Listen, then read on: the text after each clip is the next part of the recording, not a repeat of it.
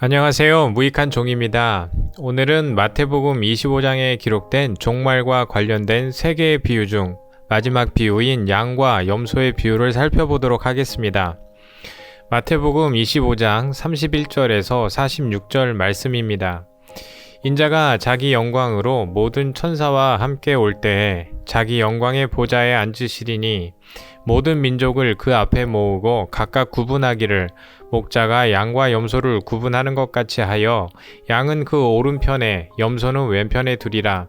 그때 임금이 그 오른편에 있는 자들에게 이르시되 내 아버지께 복받을 자들이여 나와 창세로부터 너희를 위하여 예비된 나라를 상속받으라.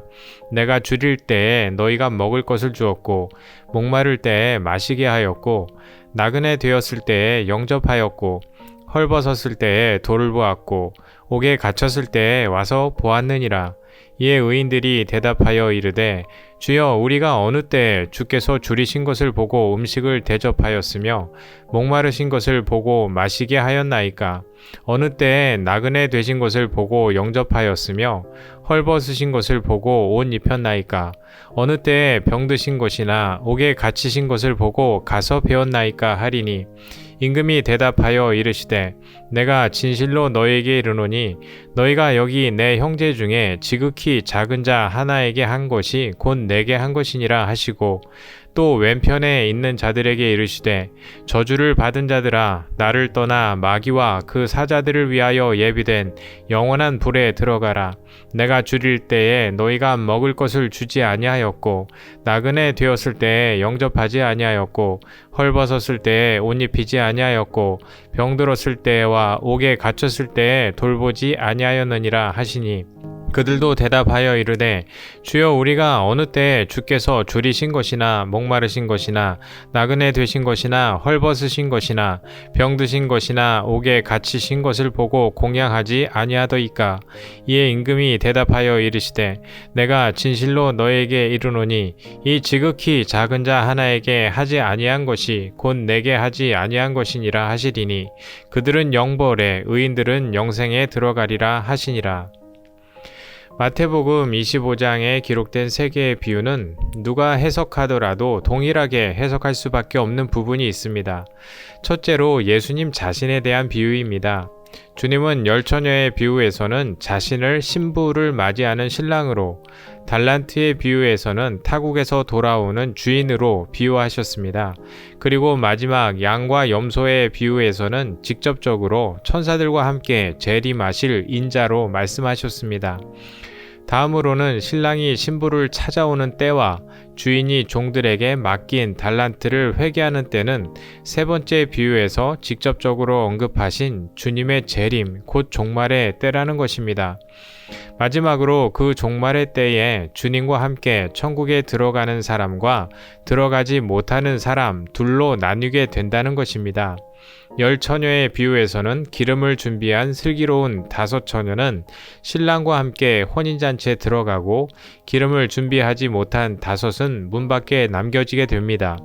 달란트의 비유에서는 주인이 맡긴 달란트를 가지고 장사하여 달란트를 남긴 종들과 달란트를 땅에 묻어두었다가 악하고 게으른 종이라 책망받고 쫓겨난 종으로 나뉘게 됩니다.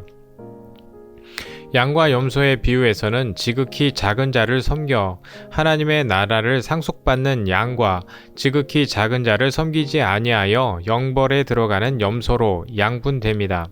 위에서 살펴본 세 가지 점은 이견이 있을 수 없는 부분입니다. 문제는 천국과 지옥으로 갈리게 되는 인간의 운명이 무엇으로 결정되는가에 대한 해석이 둘로 갈릴 수밖에 없다는 것입니다. 이 비유들에 대한 다양한 해석이 있을 수 있지만 결국 인간이 자신의 삶과 행위의 결과로 천국에 들어갈 수 있는가 아니면 오직 은혜로 천국에 들어가는가 둘 중에 하나일 수밖에는 없습니다. 자신을 복음주의 기독교인이라고 자처하는 사람 중에 오직 은혜로, 오직 믿음으로 구원을 받고 천국에 들어간다는 사실을 부인할 사람은 없을 것입니다.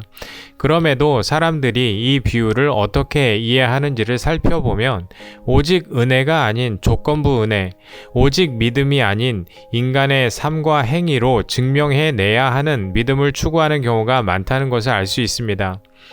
오늘날 많은 복음주의 교회가 삶이 따르지 않는 믿음을 비판하며 하나님 말씀에 순종하지 않는 믿음을 가짜 믿음으로 규정하고 있습니다. 참 믿음이란 거룩한 삶이 수반되는 것이라 가르치고 있습니다. 결국 그렇게 배운 성도의 입장에서는 거룩한 삶을 살아내는 사람을 참 믿음을 소유한 자로, 그렇지 못한 사람을 가짜 믿음을 가진 자로 여길 수밖에 없습니다. 그리고 성도들은 어떻게 사는 것이 거룩하게 사는 것이냐라는 질문을 던질 수밖에 없습니다. 그리고 목사님들은 어떤 삶이 거룩한 삶인지 물을 수밖에 없는 신자들에게 거룩한 삶의 기준을 제시할 수밖에 없습니다. 목사님들은 참된 신자라면 매일 말씀을 묵상하고 기도하고 하나님의 뜻대로 순종하고 충성하는 삶을 살아야 한다고 가르칩니다. 그러면 이제 성도들은 하나님의 뜻이 무엇인지 묻기 시작합니다. 목사님은 하나님을 사랑하고 이웃을 사랑하라고 가르칩니다. 그러면 또 성도들은 하나님을 사랑하려면 어떻게 살아야 하냐고, 이웃을 사랑하려면 어떻게 살아야 하냐고 묻습니다. 이 정도 살면 하나님을 사랑하는 걸까요? 이 정도 베풀고 용서하면 이웃을 사랑하는 걸까요? 하고 또 물을 수밖에 없습니다. 10번 용서하다가 한 번 용서하지 않으면 사랑하지 않는 것일까요? 평생 순종하다가 한 번만 불순종해도 천국에 갈 수 없나요? 그럼 2번 불순종하면 천국에 갈 수 없나요? 하고 계속 물을 수밖에 없습니다. 도대체 어느 정도의 삶을 살아야 하나님께 너는 거룩한 삶을 살았으니 천국에 들어오너라 하는 판결을 받아낼 수 있을까요? 예수님을 십자가에 못 박아 죽였던 바리새인들이 그러한 믿음을 가지고 살았던 자들이었습니다. 그들은 하나님의 말씀에 순종하기 위하여 목숨까지 걸었던 사람들이었습니다. 그들은 안식일을 거룩히 지키라 명하신 율법을 문자 그대로 지켜내기 위해서 안식일에 칼을 잡지 않고 자신들의 목을 베러 올라오는 적들에게 순교를 당했습니다. 그들은 복잡한 율법 조항들을 하나라도 놓치지 않기 위해 성경을 통째로 암송했습니다. 주님은 그렇게 하나님의 말씀에 순종하기 위해 목숨까지 걸고 메시아를 기다리던 그들을 향해 독사의 새끼들, 마귀 새끼들이라고 욕설을 퍼부으셨습니다. 그리고 그들은 자신들의 삶과 행위를 쓰레기 취급하는 예수님을 십자가에 달아 죽여버렸습니다. 우리가 이 비유를 읽으면서 지극히 작은 자들을 찾아서 그들을 섬겨야 오른편 양무리에 들 수 있겠구나. 내 시간과 물질을 나 자신만을 위해 사용한다면 왼편 염소들처럼 지옥에 가겠구나 라고 생각한다면 그것은 바로 독사의 눈으로 비유를 읽는 것이고 마귀에게서 난 자의 귀로 주님의 비유를 듣는 것입니다. 너희는 독사의 새끼다. 너희 아비 마귀에게서 난 자들이다. 라는 주님의 표현이 과격하다고 해서 바리새인들이 우리보다 특별히 더 사악한 존재는 아닙니다.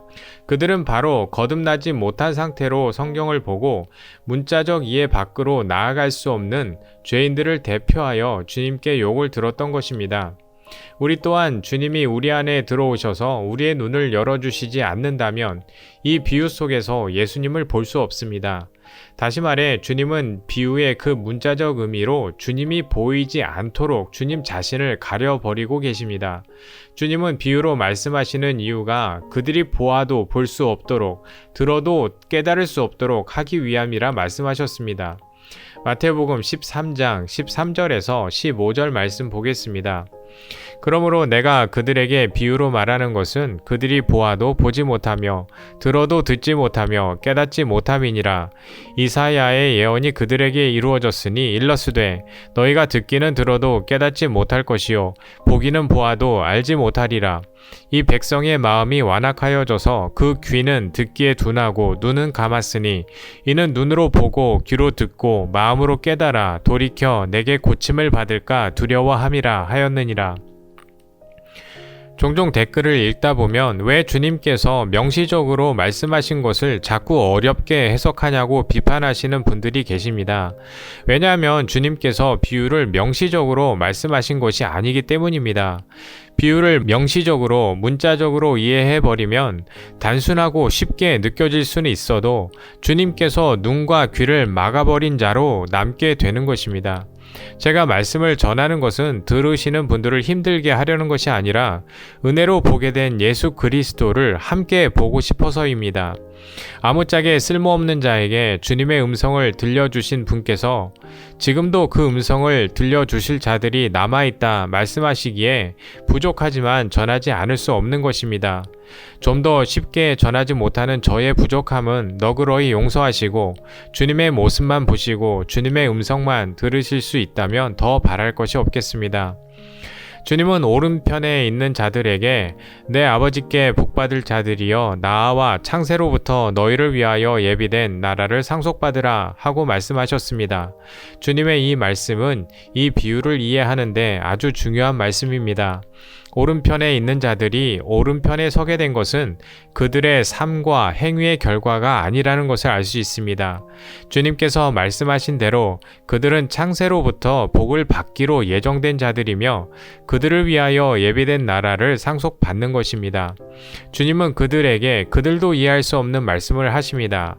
35절 보겠습니다. 내가 줄일 때에 너희가 먹을 것을 주었고 목마를 때에 마시게 하였고 나그네 되었을 때에 영접하였고 헐벗었을 때에 옷을 입혔고 병들었을 때에 돌보았고 옥에 갇혔을 때에 와서 보았느니라. 그러나 오른편에 있는 자들이 주님께 반문합니다. 우리가 언제 그런 일을 했습니까? 주님은 또 대답하십니다. 내가 진실로 너에게 이르노니 너희가 여기 내 형제 중에 지극히 작은 자 하나에게 한 것이 곧 내게 한 것이니라. 위에서 말씀드렸듯이 너무 성급하게 문자적으로 이해하지 마시기 부탁드립니다.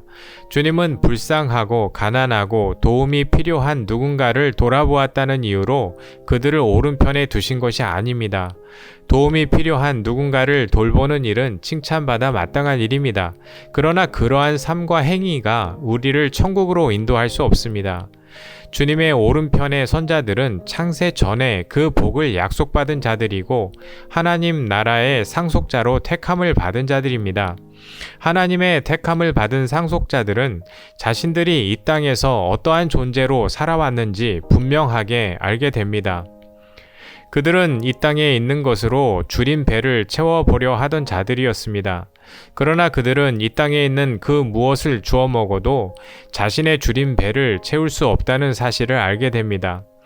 그들은 하루도 빠짐없이 매일 물을 길어다 마시는 삶을 멈출 수 없었지만 자신이 길어다 마시는 물은 금세 다시 목마를 수밖에 없는 물이라는 사실을 깨닫습니다. 그들은 자신들의 그 어떠한 의로운 행위로도 하나님 앞에서 자신의 추악하고 더러운 실체를 가릴 수 없는 헐벗은 자들입니다. 그들은 자기 스스로 자신의 병을 고칠 수 없는 혈루병 앓던 자들입니다. 그들은 이 땅에서 아무리 발버둥쳐 보아도 이 지옥 밖으로 한 발자국도 나아갈 수 없다는 사실을 깨닫고 털썩 주저앉아 모든 희망을 체념해 버린 자들입니다. 그들은 바로 자신이 지극히 작은 자임을 깨달은 자들인 것입니다. 율법의 의로는 흠이 없었다고 기고만장하던 사도 바울 또한 자신이 지극히 작은 자임을 깨닫는 은혜를 입게 되었습니다. 그의 고백을 들어보겠습니다. 에베소서 3장 8절입니다. 모든 성도 중에 지극히 작은 자보다 더 작은 나에게 이 은혜를 주신 것은 측량할 수 없는 그리스도의 풍성을 이방인에게 전하게 하시고 그는 자신을 지극히 작은 자보다 더 작은 자라고 고백하고 있습니다. 사도 바울 뿐이겠습니까? 이 땅에 은혜 받은 모든 성도는 그 은혜가 무엇인지 아는 순간 자신이 지극히 작고 보잘것없는 존재라는 사실을 자각하게 됩니다. 이와 같은 지극히 작은 우리를 돌아보신 분은 바로 예수 그리스도이셨습니다.